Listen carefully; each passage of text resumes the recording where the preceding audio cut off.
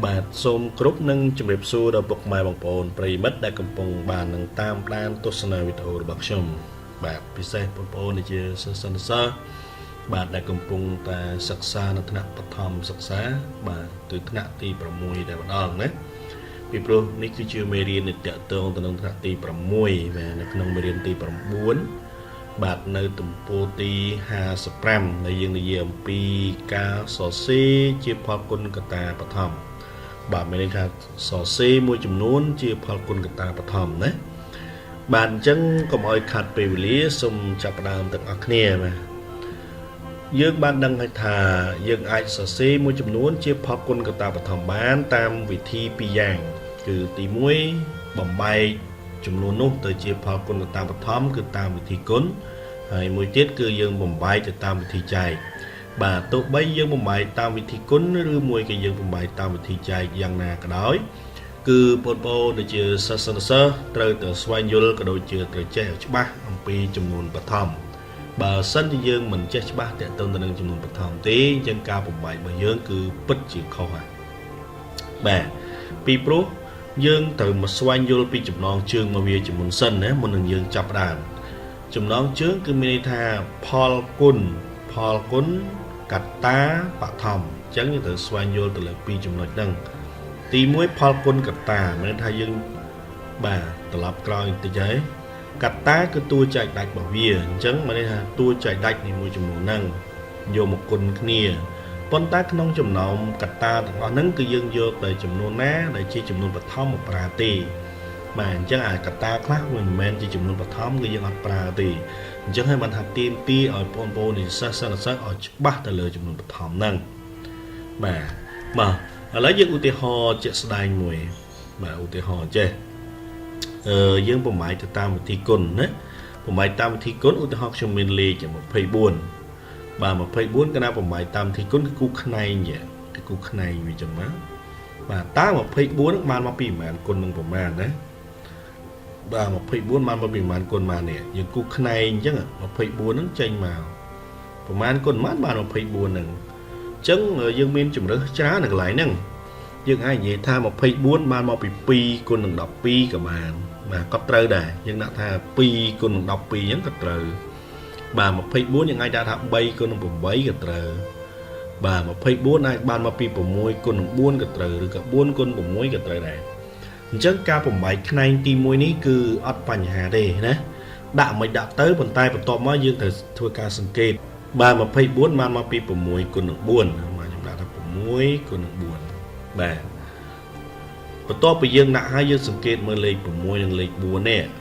លេខ6មិនមែនជាចំនួនបឋមទេលេខ4ក៏មិនមែនជាចំនួនបឋមដែរអញ្ចឹងមានថាយើងអាចធ្វើការបំបែកលេខហ្នឹងទៅមុខទៀតបានណាយើងអាចធ្វើការបំបែកលេខទៅមុខទៀតបានអញ្ចឹងលេខ6មិនមែនចំនួនបឋមអញ្ចឹងយើងបំបែកទៅមុខទៀតតើលេខ6បានមកពីប្រមាណគុណប៉ុន្មានទៀតអញ្ចឹងអស់ជំរើសហ៎បើសិនតែលេខខ្លះវានឹងមានជំរើសតទៅទៀតថាលេខ6បានមកពី2គុណនឹង3ឬក៏បងប្អូនដាក់ថា3គុណនឹង2បាទមួយណាក៏បានដែរមកខ្ញុំដាក់ថា6បានមកពី3គុណនឹង2អញ្ចឹងយើងមើលតាមផ្នែកវាណា3គុណនឹង2នេះវាសង្អុលមកលេខ6នេះអញ្ចឹងគេថា3គុណនឹង2នេះឲ្យមកតែមួយហ្នឹងឯងបានមក6នេះហើយយើងសង្កេតមើលលេខ3នេះលេខ3ជាចំនួនបឋមលេខ6នេះក៏ជាចំនួនបឋមដែរអញ្ចឹងកាលណាវាចេញជាចំនួនបឋមហើយយើងមិនអាចធ្វើការបំបែកទៅមុខទៀតបានទេយើងមកមើលលេខ4ខាងនេះលេខ4មិនមែនជាចំនួនបឋមទេអញ្ចឹងយើងអាចធ្វើការបំបែកតទៅទៀតបានណាបាទអញ្ចឹងលេខ4នេះយើងបំបែកមកលេខ4បានមកពីម៉ានលេខ4បានមកពី2គុណនឹង2បាទអូនខ្លះនៅរចេះទៀតមកដាក់លេខ4អញ្ចឹងគេថា4បានមកពី1គុណនឹង4អញ្ចឹងយើងត្រូវឲ្យច្បាស់ណាចំនួនបឋមគឺចំនួនធំជាង1ហើយចំនួនមិនបឋមក៏ចំនួនធំជាង1ដែរអញ្ចឹងលេខ1កុំយកមកលោកឡំកុំប្រើអសោះដកវាកវត្តចោលឈប់គិតឈប់អីវាទៅកុំឲ្យមានអាលេខ1នឹងមកដិតដាមទេគឺយើងឲ្យច្បាស់ការអញ្ចឹងបាទបន្ទាប់ពីយើងដាក់ហើយយើងធ្វើការសង្កេតមើលអានេះក៏ចំនួនបឋមលេខ2ចំនួនបឋមអស់ហើយអញ្ចឹងបើចំនួនបឋមអស់បានន័យថាវាចប់ហើយយើងចម្លើយយកទៅណា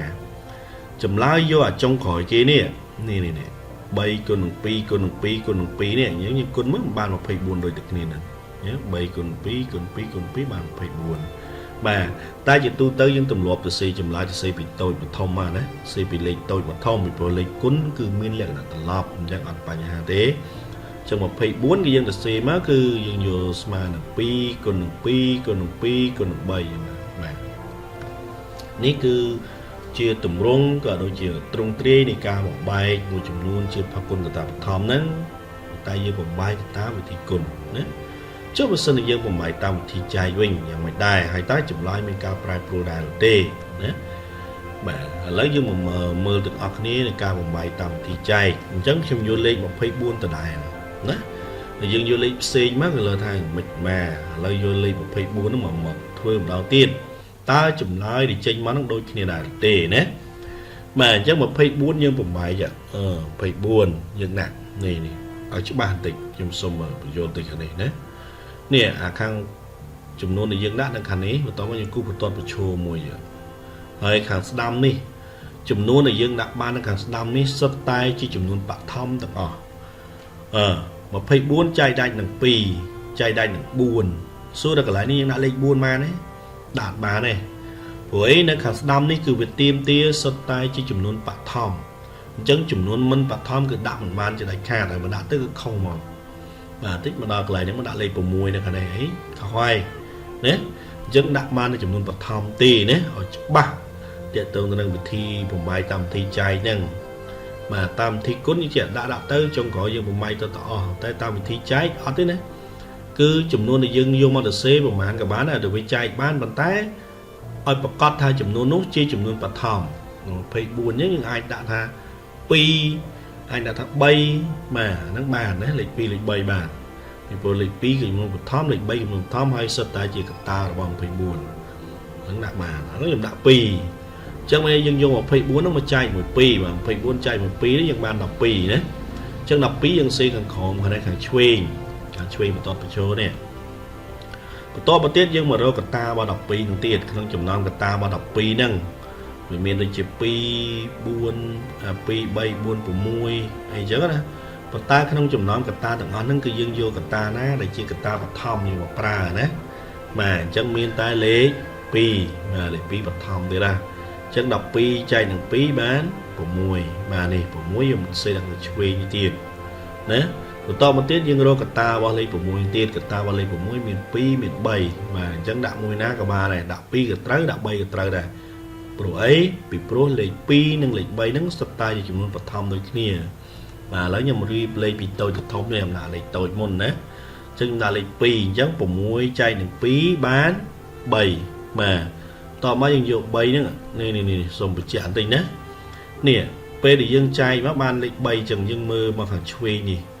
បើសិនជាចំនួននោះជាចំនួនបឋមហើយអញ្ចឹងយើងមិនបាច់ទាំងអង្គុយរកកត្តាណាទៀតទេព្រោះវាចំនួនបឋមហើយកត្តាគឺខ្លួនវាហើយណាជើលេខ3អញ្ចឹងមានចែកអីទៀតគឺចែកនឹង3ខ្លួនវាតែម្ដងណាអញ្ចឹង3ចែកនឹង3បាន1បាទចុះចម្លើយយើងយកខាងណា